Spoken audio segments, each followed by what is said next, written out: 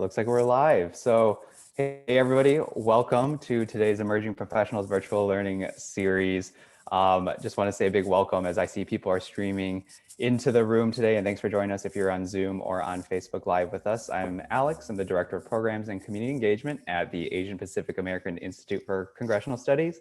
If you're new to us, just really quickly, we are a 26-year-old nonpartisan national nonprofit, and our whole mission is to increase Asian American and Pacific Islander representation and participation at all levels of the political process. And so just really excited to have this great group of panelists join us today for the latest in this learning series too. We kind of created this series because of the pandemic. We weren't able to engage really the emerging professionals crowd, especially those college age people who would have normally come out to DC and participate in a lot of our programming as interns and through our various other programs. And so we really wanted to find a way to bring these conversations and really importantly, like demystifying the process of how do you get into public service to not just that same audience, but even a broader audience, kind of leveraging the tools that we have in this digital era. And so today is our third career pathways exploration. We have three fantastic panelists. They really have a great range of political and policy experience at the local, state, and federal levels. And so just really excited to kind of dive into that conversation in a little bit, but also want to recognize really quickly AAPI, who has also been one of our supporters of this series and also of our internship and our various other programs too, just for some opening remarks before we kind of dig into the meat of today's discussion. And so I'm going to turn it over to you, Robin, from AAPI. Great. Thanks, Alex. And welcome to you all. Thank you all for participating in this event. It is fantastic to be on with you all virtually. It's a little bit unfortunate that we can't do it personally, but we'll take what we can get. I hope first and foremost that you all are safe and well, all things considered. I am, as Alex indicated, a board member for APEC. I work at the American Petroleum Institute. That's kind of my day job, where I oversee all of our midstream operations. So everything that has to do with the movement of crude oil and natural gas and their products, pipelines, trains, rail, trucks, shipping. So it is great that these platforms exist for you all to get engaged. And I would just encourage you all to take every advantage. And that's why I'm so pleased that you all are here participating today.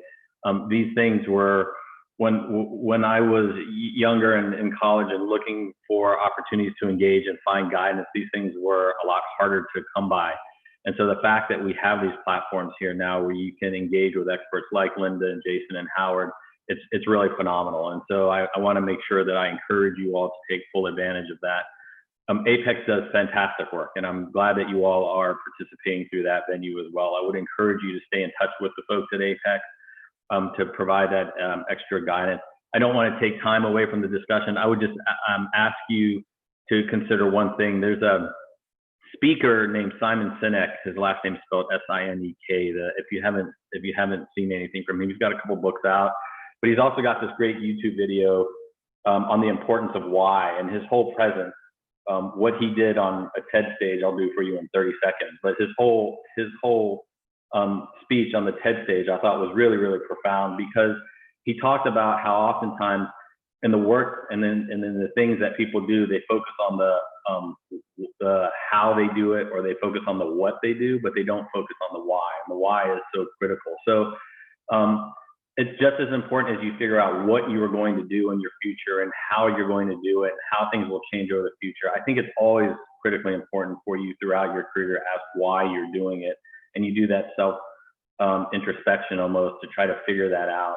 And so I would encourage you, as you engage with Linda, Howard, and Jason to get their expertise and their insights, that you're pressing them a little bit on why they chose to make the decisions that they have made. And even if they would have chosen to do some things a little bit differently. And I think that will help inform your discussion just as much as the how and the what. So with that, I really don't want to take up any more time. I want to make sure that we leave it open to the great speakers and to your questions. So Alex, I'll turn it back over to you. Thanks. Great. Thanks so much, Robin. And yeah, I'm excited to really hear from especially this panel that we've assembled today too, on really the why, because I think, a lot of times people throw around titles or offices or positions, but really just hearing, especially from Asian American Pacific Islanders who have been in those roles in areas that I think we've historically been underrepresented, to really hear their stories and their journeys. I really hope that our audience also gets a lot out of it today. So one quick housekeeping thing for those who are joining us, we will have some time at the end for Q&A. If you have a question, feel free to just drop it in the chat or also in the comment box on our Facebook Live. We have some people monitoring that as well. And I do know for some of our pre-registered folks who have pre-submitted questions, we'll try to get to as many as we can. We don't have all the time in the world, but let's get this kicked off. And so I'm joined today by three panelists. First, we have Jason Chan, who is Director of External Affairs at AT&T. But prior to this, also, he's had extensive experience across various political organizations and also working, for example, for the former mayor and now Governor Gavin Newsom of California, and also the late former mayor Ed Lee of San Francisco as well too. And he brings a wide range of experience through his current role and his previous roles too in the policy and the political world. Our next panelist is also Howard Moon. Excuse me, Howard Moon is the Executive Director of Government Affairs at Amgen. And prior to this, he spent a decade in the House of Representatives as well. He's worked across numerous leadership offices, including Speaker Nancy Pelosi, former Michigan member, the Democratic Whip David Bonnier, and also Congressman Bob Matsui, among various roles too. And so excited to have his voice added to this panel as well too. And then our third panelist is Linda Shim, who is Executive Director of External Affairs at Comcast, NBC Universal. And she also spent over a decade on Capitol Hill as well in various roles covering policies, I believe, ranging from health, women's issues to tech, telecom, IP, and also in her most recent role on Capitol Hill, formerly before joining Comcast as Chief of Staff to Congresswoman Judy Chu, also oversaw the Congressional Asian Pacific American Caucus, CAPAC, which is APEX's kind of sister organization where we were created together to support the work of the AAPI members on Capitol Hill. So with all that, I know it was a really brief run through of our three panelists, and they're going to get a lot more into it than I want to take up the time to talk about, but really just shows you kind of the diversity of their collective experiences across really the political world, the policy world, across campaigns, and really how they're still in, out, and around this entire system where APIs are historically underrepresented. So let's just get this kicked off. And let's just start by kind of going around this virtual room in a sense. And can you just tell us, what is your current role today? And kind of walk through, I know I did a really brief overview. I didn't want to go through some people's resumes, but just kind of, how did you get to the role that you're currently in? What are the different pathways that you took and the different, steps you decided to take through public service to get to where you are today? And how about we start with Jason? Yeah, thanks, Alex, and thanks to Madeline and Apex for getting us all together and doing this. You asked the question of how I got to where I am, and really the reason why I'm here is because I participated in a lot of these types of talks and a lot of these programs when I was younger. I have a finance and business background. So I didn't go to school studying poli-sci. I certainly didn't go to law school. And so I have a business background, and growing up, my parents always instilled in me, you're going to go work in an office and do all of this stuff. Has nothing to do with politics or anything like that. But when I was in college, I met a couple of friends who were really involved in a lot of this stuff and recruited me to go help out on a campaign, a local ballot initiative. And that's sort of how I got started, right? I went in there reluctantly, to just be completely honest. I didn't really want to go in and help out. My friends all kind of just dragged me in there. And I probably had the worst job in the world. I mean, I was answering phone calls and I was getting yelled at by people. But it felt like such a movement, and it felt like a really it was a family type of situation, that my 1 day a week volunteer became 2 days a week, became 3 days a week. And before you know it, I was there every day. And, these campaigns go early in the morning when you're, putting up like door hangers, and late at night when you're doing like a wrap up meeting. And I just got really involved, and that campaign turned into a mayor's race, got involved in that. Funny because Gavin Newsom, who you mentioned, who's now the governor, when he came into office, offered all of us a job, myself included, and I was really grateful. But I said, thanks, but no thanks, because this isn't my world. And, my parents want me to go work in a bank and have that traditional role.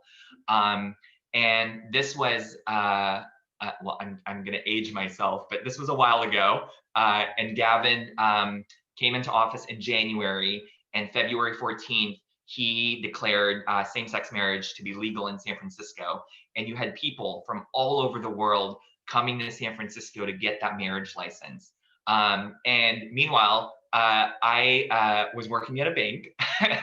I had gotten this internship because it was sort of like my professional track when I graduated in May to go work at this bank. And I'm watching the news and I'm like, oh, what am I doing? Like, I need to be part of that movement. And so fortunately for me, a lot of this stuff is, it's relationships. And I had kept in touch with the deputy chief of staff, the chief of staff. And I finally said, like, I made the biggest mistake. Would you guys still bring me in? And they brought me in November of that year, and I ended up working in the mayor's office for 10 years, serving 2 mayors. In between those 2 mayors, AT&T actually picked me up. I worked at AT&T doing San Francisco government affairs, had a really great time, had a really great experience. And then Ed Lee decided that he was going to run for mayor and asked me to go help him on his campaign. And I said, "Oh God, I'm having the most amazing time at AT&T." But Ed Lee was one of my mentors when I worked for Gavin, and he helped me out a lot. And I wanted to not just help him out, but also be part of having the first Asian American mayor in San Francisco, which has close to 35% APIs. So I left AT&T, went to go work on Ed Lee's campaign, thinking that when I'm done, I would go back to AT&T. So sure enough, campaign was over, went back to AT&T. Ed Lee said, "Oh, can you come work for me?" And I said, "No, I don't want any of that." But it was made clear to me, 6 months later, that I didn't have a choice. I really needed to go work in the mayor's office to be part of this incredible movement. So I did that. I said that I would only commit to being there for 1 year. 1 year turned into 3 years. And so 3 years later, I was able to have this opportunity at AT&T working with the API community in DC, even though I live in California, but that's a different story to tell. So that's my quick intro into how I got to where I am. I'll say a lot of it is obviously like relationships and people that have helped me out and just have given me a lot of advice and a lot of direction and really supported me, because many times to be frank, I didn't know what I was doing. I didn't know where I should go. And I had a lot of people like Madeline, people like Linda, to say like, hey, like you should think about doing this, or you should think about doing that. And that was really helpful for me. So. Awesome. No, thanks for that great overview, and kind of, it's always great to hear how people kind of enter into this world, right? If you were on a track to work at a bank and now the experiences purely by accident, but such is life. Right? I'm glad you started to touch on, the fact, what really makes you successful in this realm, the relationships and the people. So we're actually going to get a little bit more into that a little bit later. But how about we go to Howard now? Can you kind of give us, also a quick synopsis, maybe how you entered as well, and leading up to what you're doing today? Yeah, sure. I'll try. Thanks for that story, Jason, and thanks for the introduction, Alex. Howard Moon, Executive Director, Government Affairs at Amgen. We're, a biotech company. We're I believe the oldest U.S. biotech company, founded back in 1980 in Thousand Oaks, California, which is sort of right around the Los Angeles area. If people don't know where Thousand Oaks is. I think Robin's early comment about understanding the why is a great place to start for my story, because, and like Jason, I'm going to age myself here a little bit. I think when I was, like a lot of Asian American, folks, my parents wanted me to be a doctor, a lawyer, or do something in business. But when I was going into college, it was right around the time of the LA riots. And so, that happened. And I think the thing for folks who don't know a whole lot about the LA riots, this was an event back in '92 where, after the, Rodney King verdict, and it's, I guess, kind of timely because we're still dealing with a lot of these social unrest issues, today. But after that verdict, there was a lot of unrest, and that unrest ended up targeting parts of LA and especially Koreatown. And so, I wasn't, I spent a lot of time in Koreatown. That's where my parents, that's where I went to church. That's where both my parents, businesses were, and a lot of that got, burned to the ground. And so, in the aftermath of the riots, the thing that really, I think, affected me was this idea, or this feeling that, we didn't really have any representation. There's a lot of people speaking up for, all different sides of the social unrest. But there weren't a lot of people speaking up for, I think, the Korean American community at the time. And it really kind of galvanized me to kind of want to do more in that space. And so to my parents' disappointment, I kind of majored in politics and decided to become more active. And as I was graduating college, I thought, what better place to do it in than go to DC and see what I can do. I think the thing I appreciate about Apex and kind of all the work that this organization does, and as a former board member, trying to find your way into politics is really difficult without, relationships and a network to help you. I didn't really have any mentors to kind of guide me, and I really appreciate what you guys are doing today, because it really, I think, is helpful for folks who are either thinking about getting into politics or public policy, or maybe kind of in their mid-career and trying to figure out what their next steps ought to be able to listen to, I think, other people's experiences and let that kind of help guide them, and to have an organization that really helps support folks who want to be active in this space. For me, I spent about 12 years on the Hill, and I think I would say that, none of those jobs, including my current one, came traditionally, right? So a lot of the jobs, unfortunately, I guess, in public policy is often, word of mouth. You almost hear about it secondhand by somebody who maybe is working in a particular office or on a campaign. They tell you about it, and because by the time you may get an email about a job listing, so many people have applied that you might be almost too late for some of these positions, or at least that's how it was, back in the old days. Today, I mean, with texting and email, I mean, you find out about jobs pretty quickly, but back then it was really, by the time I found out about something, it was already like 2-3 weeks too late. And I think being Asian American, you don't come in often with these preset networks, especially somebody who hasn't, who doesn't live on the East Coast, coming from LA, not part of a political family. So it was really difficult, I think, to break in. But I got my first job with Bob Matsui, a pioneer, for a lot of Asian American politicians. And he gave me my first start on the Hill, and literally, from that job, it kind of like with Jason's story, one thing sort of leads to another. Somebody mentions a job that they think you'd be perfect for.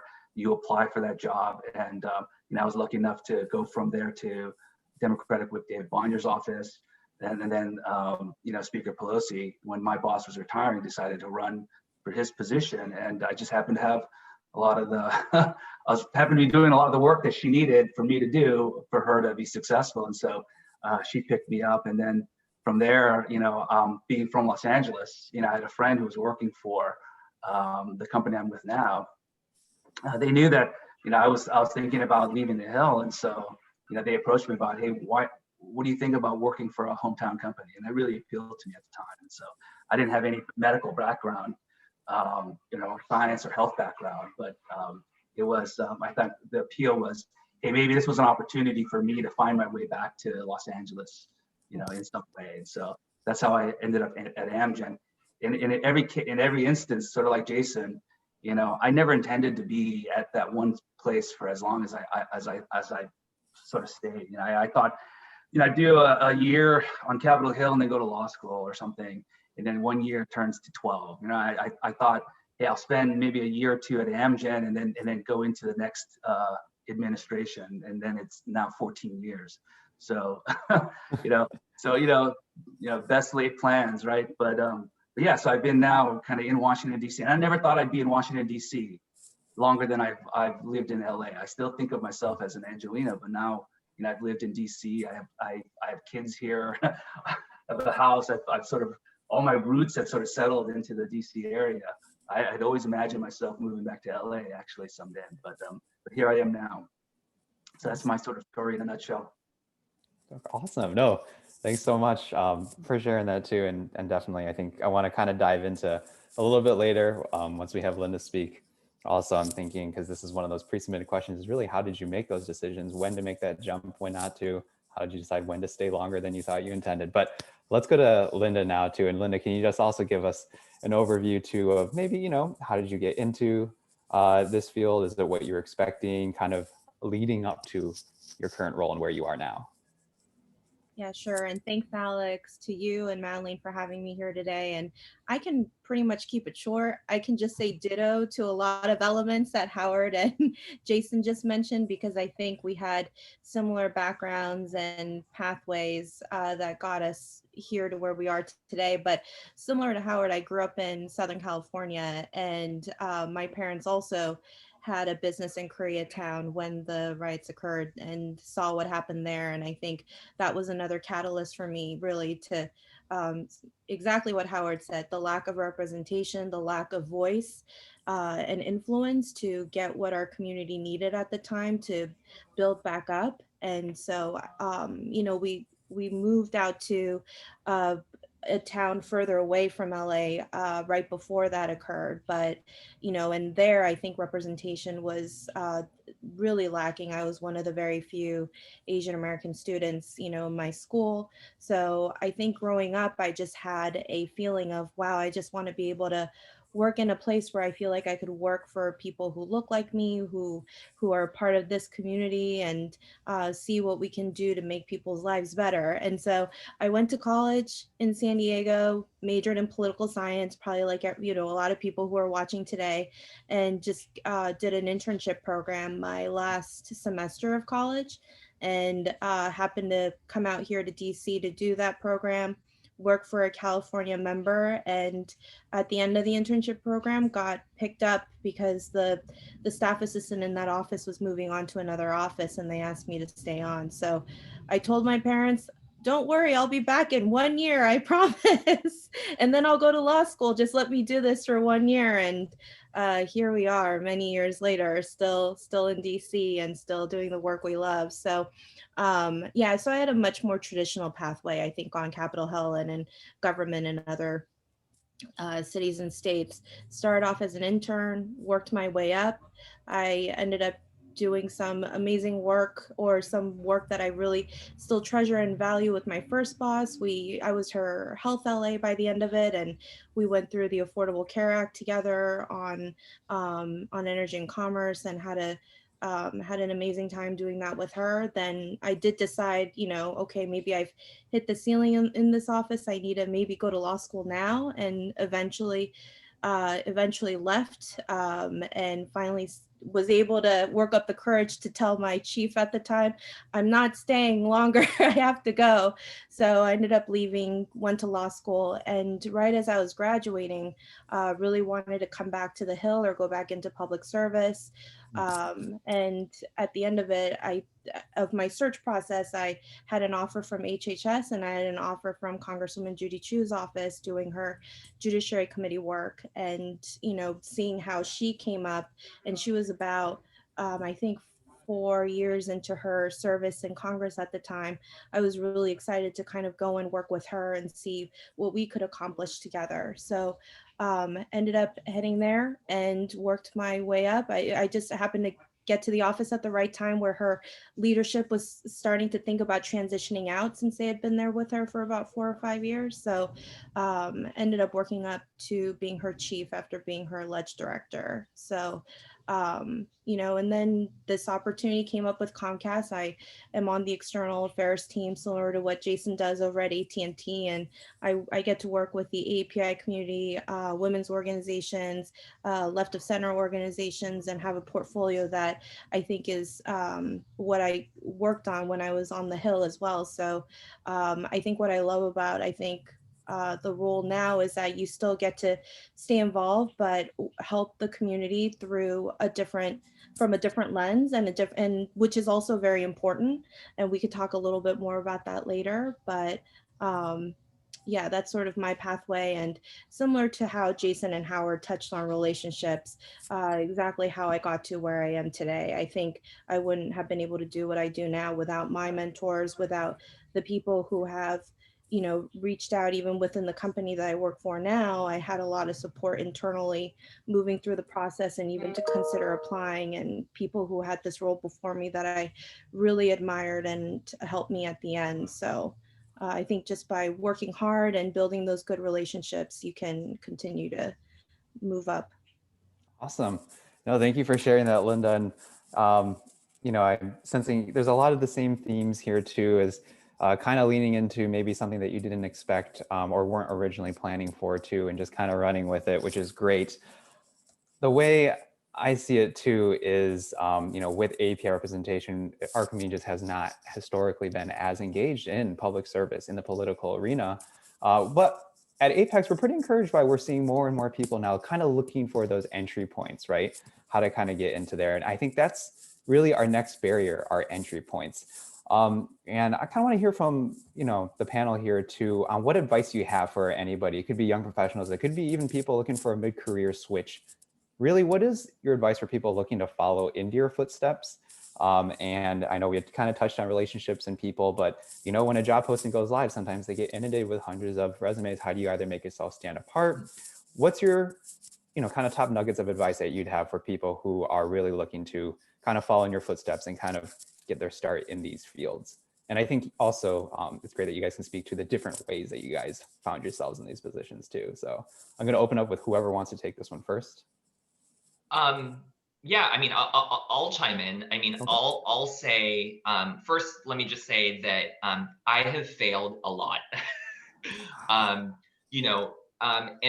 I say that because I don't want people to be afraid of failure. I feel like oftentimes, certainly when I was growing up, everything had to be perfect. Everything had to be done a certain way. Everything had to be right. Failure was a very difficult thing. And I think, I would just say that, failure is just part of life, but failure is also part of learning, right? So my advice is really, be bold, take risks, and, fake it till you make it. I mean, I've been doing this type of work for, almost, well, I'm aging myself again, for almost 20 years, right? And, I still, to this day, sometimes when I'm doing something or it's new and it's uncomfortable, there's a certain part of me that has the element of fear because I don't want to fail, right? And that's something that's just, that has been taught to me growing up, and it's difficult to overcome. But failure is just part of the learning, and failure is part of you getting to be successful. And so, when I say fake it till you make it, oftentimes I do, because sometimes when things are new and things are foreign, I'll do as much background work as I can. But it gets to a point where, I have to ask, like, I don't know, what did you mean, right? Like, don't be afraid to ask those questions. And also don't be afraid to just, as I keep going back to fake it till you make it, walk into a room and pretend like you know what's happening when sometimes you don't, and then you have to ask certain questions. I think that's part of the learning here.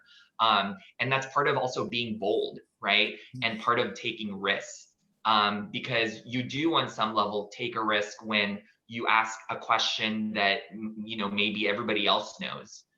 So all of that sort of goes hand in hand together with, again, being bold, taking risks, and faking it till you make it. I don't know if I'm ever going to get to a point where I feel like I don't have to fake it anymore. It's a weird thing. But like I said, I've been doing this for almost 20 years, and then sometimes I still feel like I have to fake it. So, my advice, again, be bold, take risks, fake it till you make it. That's great. Thanks, Jason. I know people have definitely given me that. I still take that to heart every single day as well too. Yeah. Who wants to go next? Yeah, I can go next. And you look pretty good for doing this over 20 years, Jason. So I wish I had your hair. Hey, Asian, come on, Asian, come on. It was bad when we were young, right? It was, but as we get older, it's definitely fun. I think Jason speaks to this whole kind of notion of kind of an imposter syndrome that, that somehow we don't belong in the room, and that we're not qualified, and all these people are smarter or better or have more experiences than we do. When in fact, it's often not true. And I think, I don't want to belabor this idea of privilege and whatnot, but there are a lot of people who don't even think twice about that, and they automatically assume they belong. They automatically assume they qualify. I've seen resumes come for positions. I'm like, what were you thinking when you applied for this? But, and so, and I think all of us are guilty of that. I think especially Asian Americans, where we almost disqualify ourselves. And so I think I would reiterate the point Jason's making, is that you got to take risks. I mean, I often tell the story about how, I didn't know anybody in DC. I'd never been to the East Coast until, or no, not the East Coast. I had been to Boston, but I'd never even been to DC before I hopped on a plane, moved out to Washington to see what I could do. I had to live in the basement of my girlfriend's uncle's place, because I didn't have money for thankfully we got married, so but that would have been really awkward. Yeah, so it worked out for everybody. And and I didn't even really know any better, and I think that's to some degree that helped me, because if I'd known how hard it was, it may have made me think twice about getting on an airplane and coming out to DC. But I think that's the thing. I mean, you have to, in public policy, you do have to take, or in kind of government, like trying to get a job on the Hill, for example, or campaign, you got to take some risks. I've hired a lot of people, and there's often no one that's perfect for a job, and so what you're looking for are people who have the right skill sets, and often we're hiring somebody, I think now, who I had initially thought, I don't, she doesn't have any of the things that we're looking for. I don't, why are we interviewing this person? And she's getting the job because she came in, she didn't have anything on paper that looked like the experiences we were looking for. Yet, she just knocked it out of the ballpark in terms of being able to relate her skill sets and her experiences into all the things that we were looking for. And I mean, she was the most prepared candidate I've ever seen, right? And so, I mean, she knew the company better than I did. And so that, sometimes it feels like luck, but there's a lot of preparation, and you got to treat any job that you really, really want with a lot of kind of, like you would anything, like trying to get into college, with a lot of hard work and preparation and figuring out what needs to happen. I would say anybody who's looking to find a position, either something like mine, or like trying to get onto the Hill into a senior position, one of the very first things you got to be doing is what's happening here is you got to talk to the people who have those jobs now. And I find that one of the biggest mistakes that especially folks on the Hill make, and they do it for whatever reasons, but they discount people like Linda, Jason, and I, because they're lobbyists. What do they know? But oftentimes, we are hired by our companies exactly because, we held the jobs that a lot of people, a lot of people want. I've spent almost over a decade in leadership positions at the, on the house side, and that kind of experience is actually pretty rare.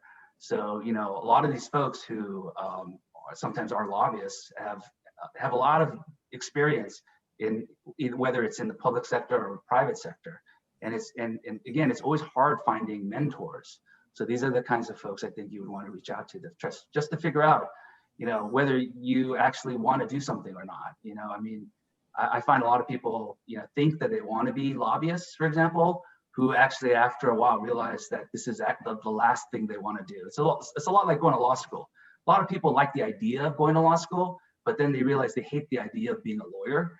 And so, it might help to talk to a bunch of folks who've gone to law school and talk to folks who are actually practicing law to figure out what it is you want to do. And then I would actually probably say that, to reiterate that point about, building networks, organizations like, I didn't have a network coming to DC, but Apex is a built-in network. And so tap this network that already exists.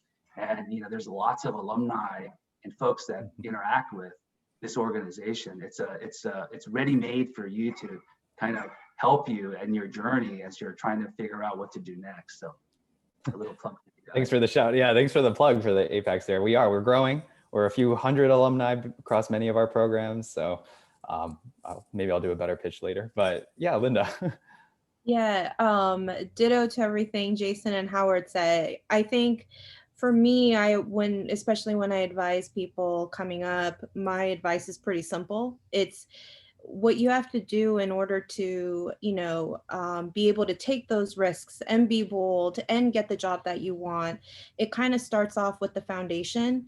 You have to work hard and you have to build a portfolio and to a certain extent build a brand that people are going to recognize you for or know what you bring to the table. So I always say it's really like math. Without working hard to learn each step and to succeed in each step, you're not, it's going to be hard to catch up later. So if you're looking to, let's say, leave to your next, senior level position, then you got to start working at that, way before. You need to build that that foundation so that when you go for it, you have something to show for why you're qualified, why you are the best candidate for that job. So when it comes to, barriers, make sure that that is lined up so that when you do approach people and make those bold asks, they're able to advocate for you and say, well, this person was able to do XYZ and you saw that principal accomplish that. Well, that was because of that person. So you want your advocates and your mentors to be able to say that about you when you do make those big asks. And so that's my biggest piece of advice. And my second one would be what Howard touched on too, is you have to speak up. Sometimes we're the only people who look like us in a room. I know Howard is kind of a unicorn in a way because I think he was our last most senior AAPI staffer in leadership.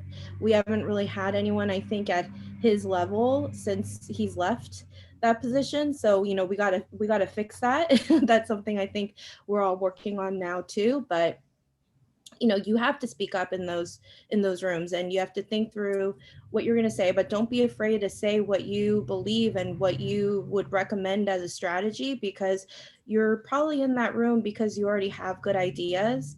So I always say to people, don't leave a meeting where you're the person representing your boss or your community without adding something to the room, adding something to, a thought that people can chew on, or adding something productive to the discussion. And over time, people are going to seek you out as someone who is able to, help it with not only advice, but, think about how democratic leadership even works, right? Like they're constantly trying to figure out different components of the caucus.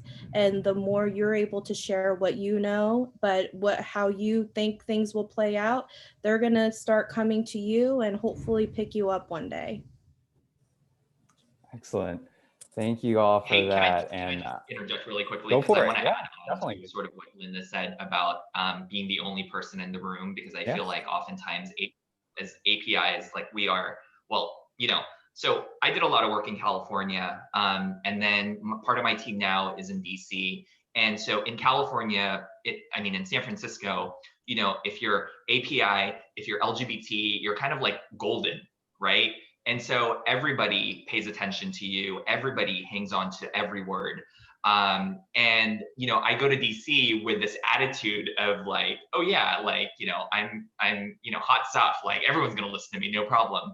I get to DC and I'm in a staff meeting, 20 people. I'm the only API person in the room. And I'm like, oh, what? It's such a shock. But to Linda's point about saying something, because you are adding value because you come from such a different perspective than everybody else in the room, because you're the only one, right? I go to so many meetings and events in DC where I'm the only API person, and the stuff that I'm saying is such a like huge, like mind blown, crazy thing from other people because they don't have the same shared experience and background, and they don't see it through the lens that we do as APIs. And just things that I feel like are just so basic and so simple for us that it's such a huge revelation for other people.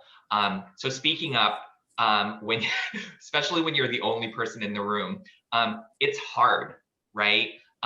You know, I remember one of my mentors, who is an assembly member, Evan Lowe, once told me, he said, you know, if you're the only person in the room, it's hard, but you got to say two things. You always have to say just two things. Whatever it is, just say two things, because otherwise, if you don't say anything, why bother? Like, why were you even in the room, right? So I can't stress how important what Linda just said and the advice that Evan Lowe shared with me about just speaking up and saying something, because you do add value. Awesome. And you guys are actually making my job a lot easier, because I was about to ask you guys what are some of the, you know, things that you wanted to comment on about the importance of having representation in these levels. And so I don't know if we had more things to add to that, but just thank you all for, you know, sharing those and those tidbits too.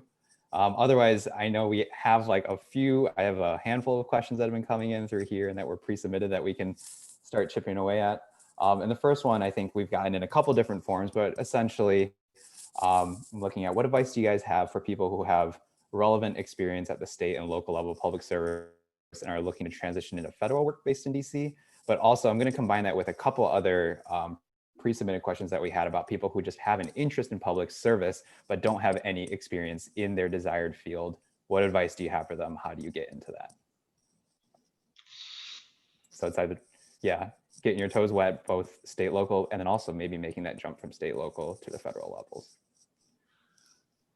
I mean, are we talking about lobbying or government affairs positions, or kind of just public policy positions? Because I would say let's start with public policy positions. Yeah, because I mean, right now with the new administration coming, I mean, there's so many opportunities. I mean, as a Democrat, I guess, but there's so many opportunities, I think, for particularly this administration that really came in with a mandate to ensure that government is diverse and that it represents, you know, all of the folks out there. So you know, this I would say is a great time to try to come in and participate kind of, you know, with this new administration and get your feet wet.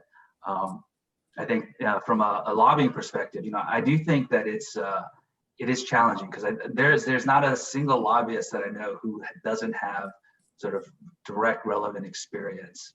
And so everyone that I know, you know, either spent, you know, time on the Hill, they spent time sort of within an administration. And so, you know, in order to get those kinds of positions, I think you do have to come to DC and maybe spend a little bit of time doing some federal work, if that's the direction you want to go. I have seen some people who do state local who've successfully migrated over, but that's only because their companies allow them to do that. You know, there are some really, I think, high quality candidates who are looking to kind of move around within a company, and some companies are really great about that, who want to transition to a more federal role. And so I've seen a couple of people who do that, who've kind of gone in and out of sort of a federal and then state government and state local position, but that's always been within inside their own companies. I don't have any great advice for someone who's trying to make that leap. I think that is a little bit of a challenge. But again, I mean, the easiest path I think has always been to spend maybe a year or two kind of on the Hill and then come back out. Just like with Jason's career, there's a lot of people who kind of move in and out of government, and that actually I think serves you really well because it gives you a lot of great perspective in terms of what both the private sector needs and then kind of like spending time on the public side. And I think if we're talking about public service just in general, and moving from state and local to federal, or just if you have private sector experience but you're looking to transition into public sector, as Howard touched on earlier, it's all about transferable skills. I would kind of start talking to people to understand what they do in the job, in the type of job that you're looking to get or that you want, and figure out what are you doing now where the skill sets that you have transfer over. So, I see friends who are doing state and local politics who can surely move over to federal one day if they want. I mean, they're doing the same things that I think people here are doing, building those relationships, thinking politically and strategically, and making decisions based on what you know and what you gather. That can be done at all different levels. So I think really trying to figure out what you offer and what those skill sets that you already have are, and really figure that out for yourself. And I agree with Howard, it's a little bit different if you're going from private to private, because so much of the jobs that I think we have are also based on relationships. So, or meaning like even what we offer are the relationships that we already have. So you're going to have to spend some time building those, but it's not impossible. And I would also say that, at least in DC, as Howard mentioned, there's going to be a lot of changes, and it's not just, opportunities in the administration. There's going to be a lot of people shuffling around. So I think jobs in a number of different institutions here are going to open up. So there's a lot of opportunity, I think, definitely in the next few years for people to transition if they're looking to. And I'll just add to that the importance. We talked about this earlier, how important relationships are and building a network. You kind of almost, I guess sometimes I share with people, you have to look at yourself as sort of like a company and like look at like you're the CEO and like who are these board of directors, and these board of directors are sort of your mentors and they're the ones that help guide you, right? A lot of my work was done in California, so I did a lot of state and local work. I had no experience doing anything nationally, but one of my mentors, who was also one of my previous bosses, Mark Blakeman, at AT&T. So when I left AT&T, I shared with him that I'd be interested in coming back, but I don't want to do anything in San Francisco, the Bay Area, or in California, because I feel like I had done a lot of my career had focused on that. I really wanted to expand my portfolio a little bit more. And so I shared that with him, and he really helped guide me. And, when he heard that the person who had this role that was doing all of the federal work for AT&T was retiring, like he reached out to me and said, "Hey, I found something. Would you be interested?" Right? But that wouldn't be something that I would have known had I not had that relationship with Mark, but also shared my interest with him. Because that's the other piece too, is, if you have this network and you have all of these relationships, you have to make people aware of sort of like what direction you're going in, right? And I feel like, sometimes we fall into this trap because we're afraid to tell people like, "Oh, I'm interested in this," because you may not get it, and then there's some level of shame that goes along with that. I think culturally we get that. And so don't be afraid to, have that board of directors guide you, but also tell them, like where, what direction you want to go in. Fantastic. No, and thank you. And I'm can't believe it's already 50 after. I feel like we have all these great questions here, so we're going to try to touch on a couple more before the hour is up. Thanks, Jason. You kind of brought back in the API lens a little bit too. Amy asks a little bit about speaking up, being the only API in the room, and how do you get that pressure kind of off your shoulder to be able to speak up wholeheartedly? And if anybody wants to chime in on that. You don't. I mean, I won't speak for everyone. I'll speak for myself. So, again, going back to Evan Lowe's advice, where if you're the only person in the room, you got to force yourself to say at least 2 things.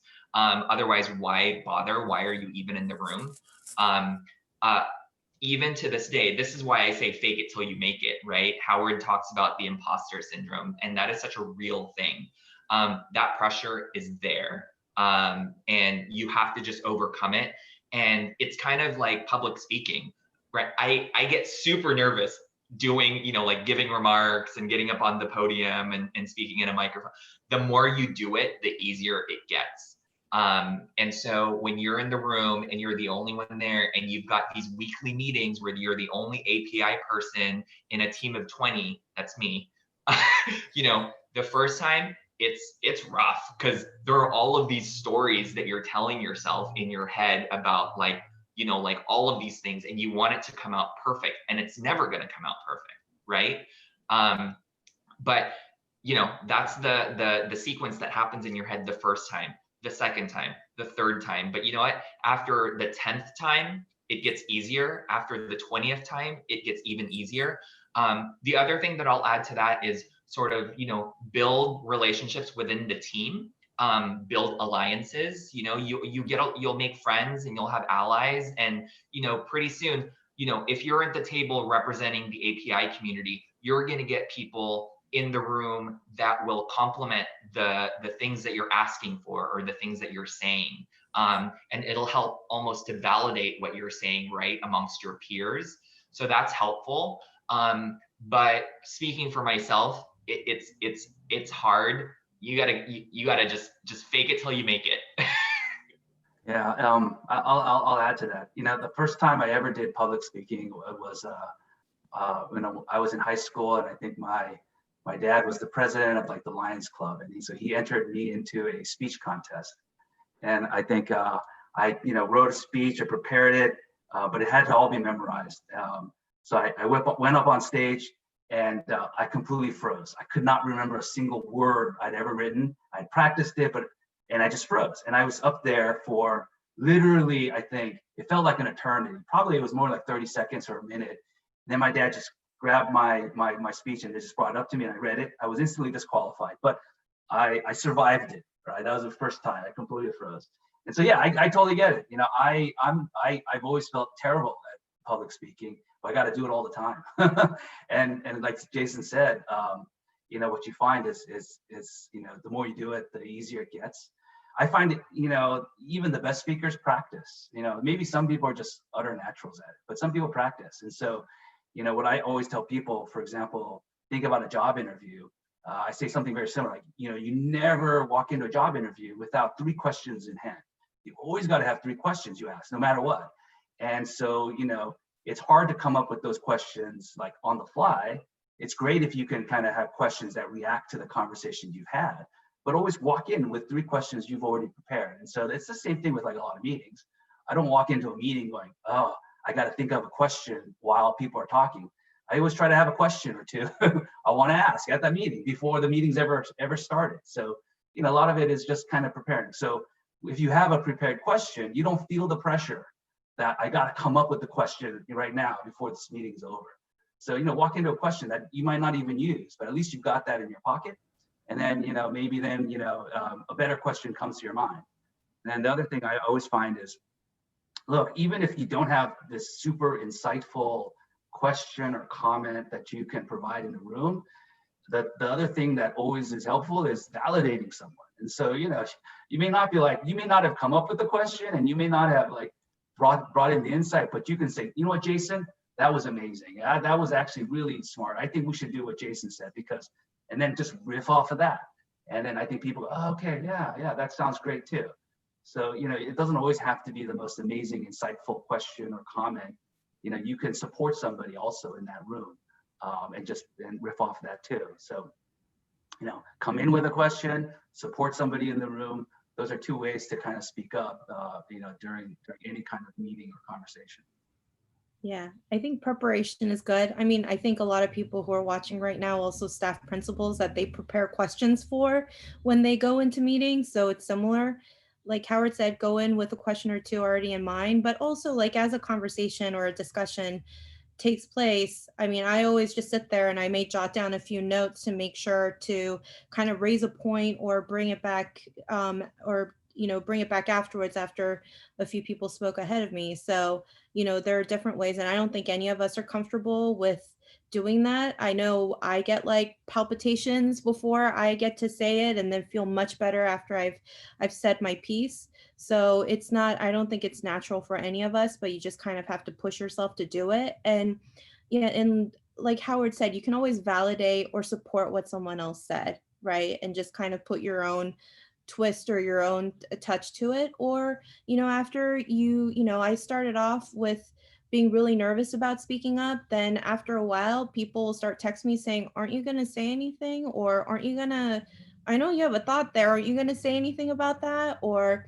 and it doesn't have to be super insightful all the time.